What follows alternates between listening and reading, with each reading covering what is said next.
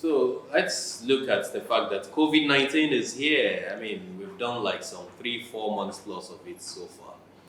But how did it hit you and how did you adjust to it? Do you want an honest answer? Yes. Very honest. Because it hit me.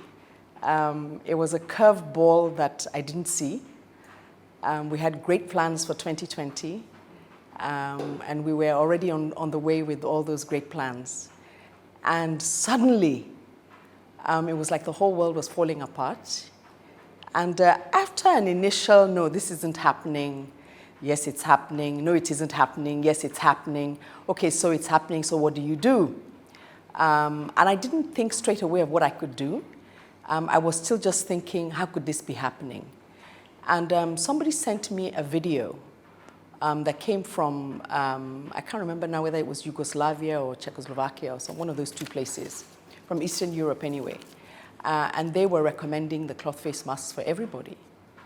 And I thought, wait a minute, then we can do this here.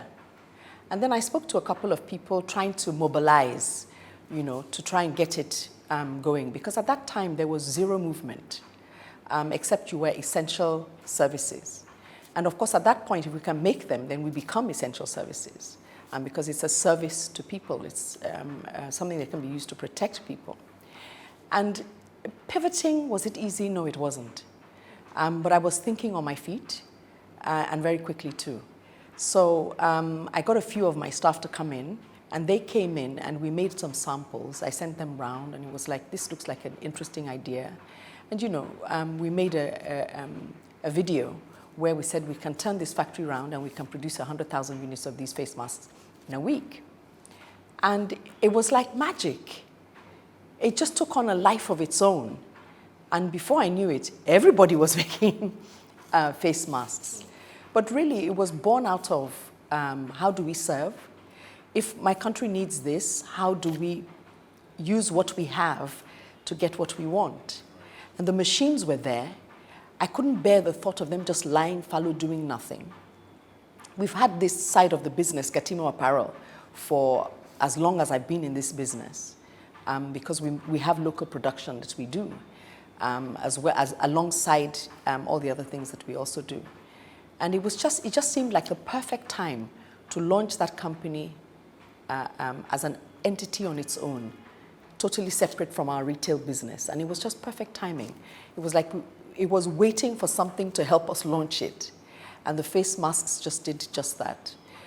For me, it's about how do we industrialize Nigeria? And that's been in the forefront of my thoughts for quite a while now. So this was an opportunity to show that we don't have to bring everything from China.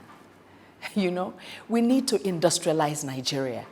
And it couldn't have been a better time to showcase what the garment industry was capable of doing in Nigeria at this time, when all the borders were shut. Yes, we couldn't get some of the raw materials, but how could we improvise? What could we use to improvise?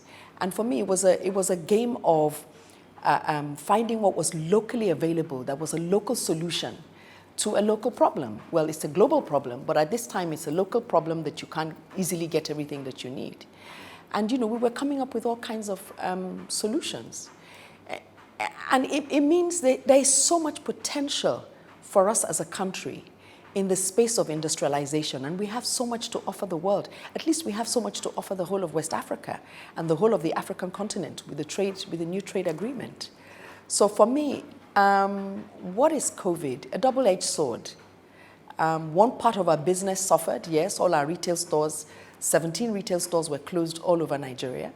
There was zero income coming from it. But then we also were building the e-com platform. So that was, we were beginning to see a little bit of traction in that space. And then we had this manufacturing arm. So it's that the group is diversified into different areas within the same industry.